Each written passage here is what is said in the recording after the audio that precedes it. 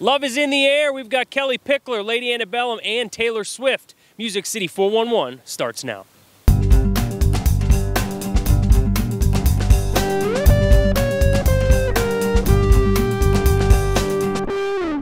What's up, everyone? Welcome to another edition of Music City 411. I'm your host, Shane Tallant, standing on Belmont Boulevard in Nashville, Tennessee. There's a lot to talk to you about, so I want to get right to it. Now, Valentine's Day is sneaking up on us, so I wanted to talk to some country music fans and see how they feel about this romantic holiday. Okay, guys, if you had to choose one country artist that would be your Valentine this year, who would it be?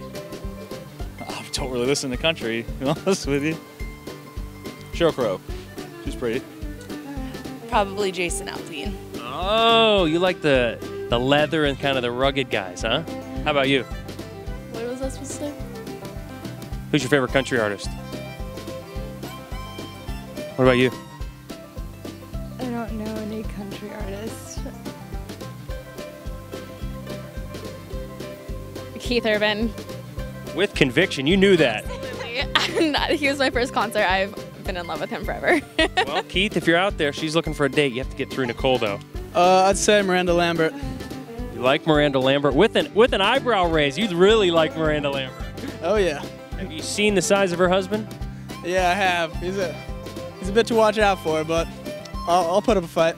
Who would your Valentine be country music stars? Tim McGraw. You like Tim McGraw. Now, you know he's married to Faith Hill. That could be a problem. Oh. If I had to choose, of course, other than my wife, I think Taylor Swift would be a pretty good choice. She's cute, right? Yeah. Well, the only place I wouldn't take her is to see Les Mis, and here's why. Many of you thought that Taylor Swift would be extremely miscast playing Eponine in the upcoming film adaptation of Les Miserables, but it appears that the country singer was either replaced or perhaps never even accepted the role. BroadwayWorld.com reports that British actress Samantha Barks will be playing Eponine instead of Swift in the movie musical. Barks previously played the role last year in the West End production, as well as during the 25th anniversary concert filmed at the O2. Well, that's a bummer. I'm sure Taylor will be just fine. She's got a lot going for her. If you had to pick a favorite love song of all time, what would it be? Oh my goodness. At Last. Nice. That one. That's a little Etta James, right? Rest in peace, Etta. Now, do you have a favorite love song of all time? I can't say that I do. How about you? God Only Knows That I'd Be Without You. Oh. That doesn't sound very loving. I guess I need to reassess some things. But we know what is loving is Kellie Pickler and her love for her husband. Her new album came out, so we had a chance to talk to Kellie Pickler and, of course, hear about her new record.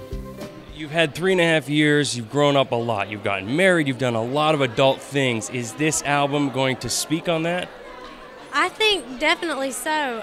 You know, a lot's happened in my life off stage, and yeah, 100 Proof, which is the new single and the album title, is definitely found its way on the record because of where I am right now in my love life. It's all been really great, honestly. He's the best thing that ever happened to me. I think I'll keep him.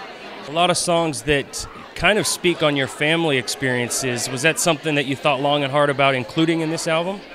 Well, I think I speak for most country music artists and country music fans when I say that country music's about life, you know, and sometimes life ain't pretty, you know. And this record has all of it. It's got the ups and the downs, and because that's life, you know. It's a big roller coaster ride, and my life is on this album. It's a reflection of Kellie, so I think that's what makes country music so special. If you could have one thing for Valentine's Day, what would it be? One of them. That couldn't have been any better timing, I think. Hey guys, are you available? We're not sure.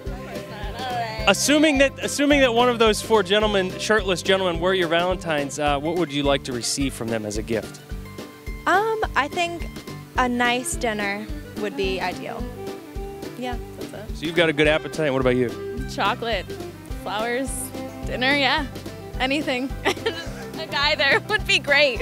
Well, you better put your running shoes I know. on. I think those guys are gone. If Miranda would say yes to be your Valentine, what would you buy her as a gift?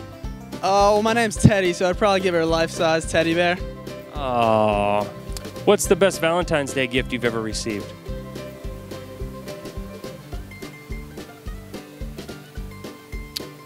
Do you have a Valentine this year? I don't. Probably my dog's gonna be my Valentine this year. Where'd that kid go that just got the big box of chocolates? We could have used him right now. If you had to pick a country music artist that would be your Valentine's this year, who would it be? Which one has a beard right now? Beards. Charles Kelly has a beard. Lady Antebellum. You know, tall drink of water. Tall and beard, I like it. Speaking of, that was a great natural segue. You didn't even realize it. I caught up with Lady Antebellum recently to talk to the three of them about relationships, and being that one just got married, one just got engaged, that makes only one more left as a relationship counselor. Sorry, he's your wannabe Valentine.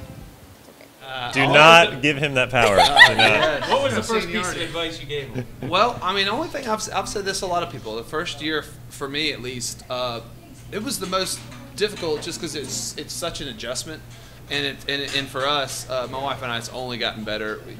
Just learning how to communicate and be patient with things, and just talk and but it's really funny, man. I mean, I feel like I'm almost kind of in the honeymoon period now with my wife. The first year, we were on the road a lot too. Everything was getting really busy, and so I think that added a little strain too. But I think the first year, it's just an adjustment. I mean, you have to learn to live with someone else and make decisions with someone else. And if you're like a type A like I am, and you're not used to having to, answer or make decisions with anybody else, it's like it was interesting. But they taught me a lot too as a group.